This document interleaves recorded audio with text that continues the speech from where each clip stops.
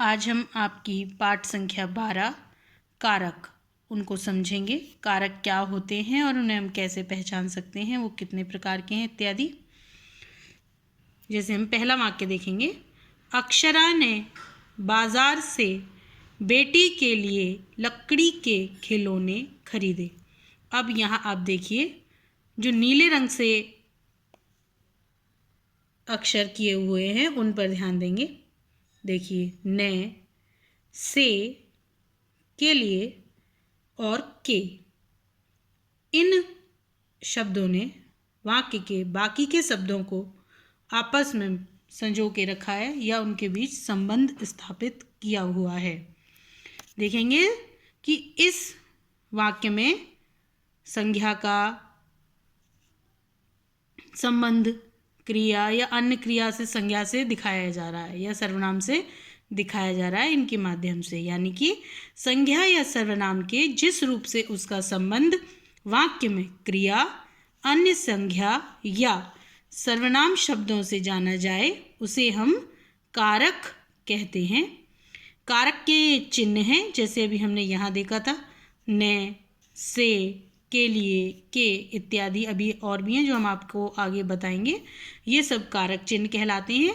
कारक चिन्ह संज्ञा अथवा सर्वनाम का संबंध क्रिया या दूसरे शब्दों से बताने के लिए उनके साथ जो चिन्ह लगाए जाते हैं उन्हें कारक चिन्ह या विभक्ति चिन्ह भी कहते हैं। जैसे अब हम देखेंगे,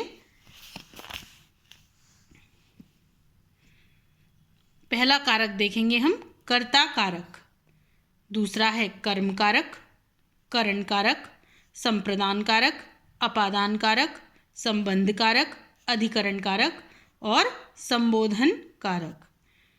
कर्ता कारक क्या है, पहले हम इनकी विभक्तियां समझ लेते हैं और मैं आपको इनको एक तरीका बताऊंगी जिससे आप इसको आराम से याद कर पाएंगे।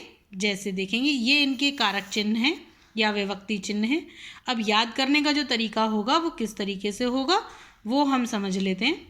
कर्ता ने, यानी कर्ता की जो विभक्ति चिन्ह है वो ने हो जाएगी। इसे आप वाक्य के रूप में लिखकर समझ सकते हैं। कर्ता ने कर्म को करण से के साथ के द्वारा संप्रदान को के लिए अपादान से संबंध का के की रा रे री अधिकरण में पर संबोधन हे अरे।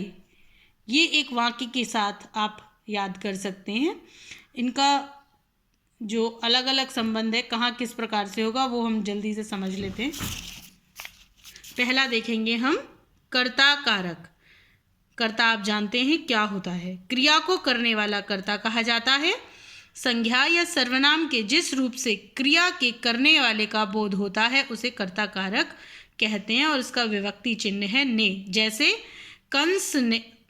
कृष्ण ने कंस को मारा। किसने मारा?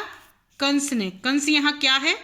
कर्ता है, जो कर रहा है कर्म वो कृष्ण कर्ता हो गया और ये संबंध इसके साथ जो जुड़ रहा है वो ने के द्वारा जुड़ रहा है, इसलिए ये ने कारक चिन्ह है। अब यहाँ देखिए, गुंजन खाता है, यहाँ पर विभक्ति नहीं है, विभक्ति का लोप है, इसीलिए इसका कोई संबंध आपस में नहीं हो रहा। और हमें अवश्य याद रखना है कि ने विभक्ति का प्रयोग केवल सकर्मक क्रियाओं के साथ भूतकाल में होता है। यदि क्रिया अकर्मक हो तो ने का प्रयोग नहीं होता। जैसे ये देखिए, ये देखिए, ये सकर्मक क्रिया है, गुंजन खाता है, कंस ने आएगा अगर कर्ता ने जो कर्म किया है वो भूतकाल का है तो, और भूतकाल का नहीं है तो वो नहीं आएगा।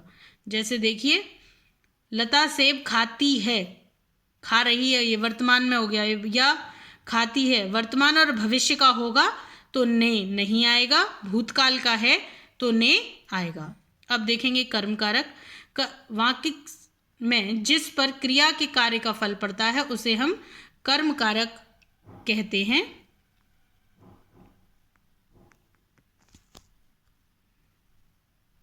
जैसे देखेंगे, लड़के विद्यालय जाते हैं, तुमने पत्र लिखा। यहाँ पर देख रहे हैं हम कि जो कर्म है वो निश्चित क्रिया पर हो रहे हैं और को का चिन्ह सहित दोनों में प्रयोग हो रहा है। जैसे देखिए, अभी आप देखिए, अपरिचित कर्म के साथ को नहीं लगाना है। जैसे राजीव ने सितार बजाया, परिचित और निश्चित कर्म के साथ को लगता है, यानी जो निश्चित कर्म है उसके साथ को लगेगा। जैसे सिपाही ने चोर को पकड़ा, ये एक निश्चित कर्म था जो हुआ, निश्चित होने के कारण इसमें को लगेगा। और अगर जो कर्म है वो निश्चित नहीं है तो को का उपयोग नहीं होगा। अगला है करण कारक।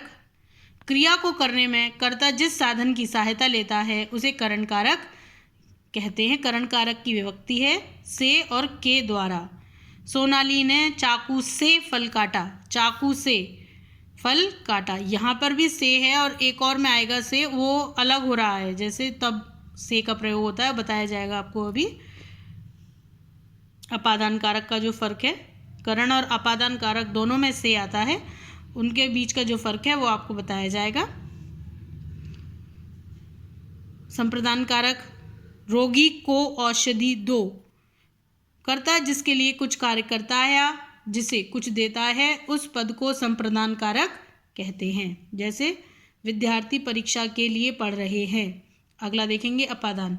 संज्ञा या सर्वनाम का वह रूप जिसमें किसी वस्तु या पदार्थ के अलग होने का बोध होता है अपादान कारक कहलाता है। यहाँ पर वो अलग हो रहा है।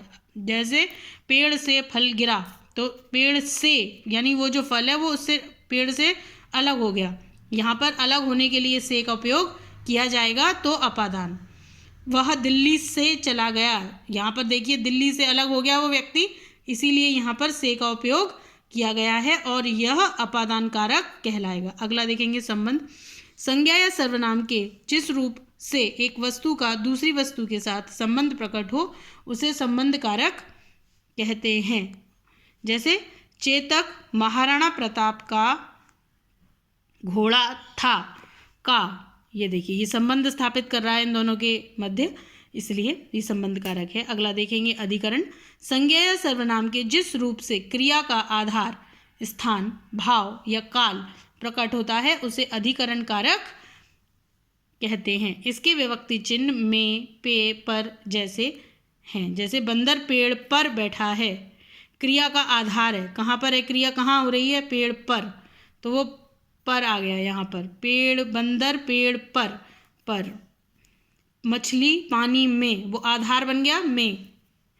संबोधन वाक्य या संज्ञा सर्वनाम के जिस रूप से बुलाने, पुकारने या सावधान करने का बोध होता है उसे संबोधन कारक कहते हैं। जैसे हे, अरे, ओ इत्यादि। जैसे अरे रुक जाओ, आओ, हे भगवान इत्यादि। ये जो अंतर है ये मैं आपको पहले बता चुकी हूँ। करण कारक और अपादान कारक की विभक्ति चिन्ह से का, कि अगर वो अलग हो रहा है तो अपादान में से का उपयोग होगा। ये था आपका पाठ 12। समझ ना आने पर पूछ सकते हैं।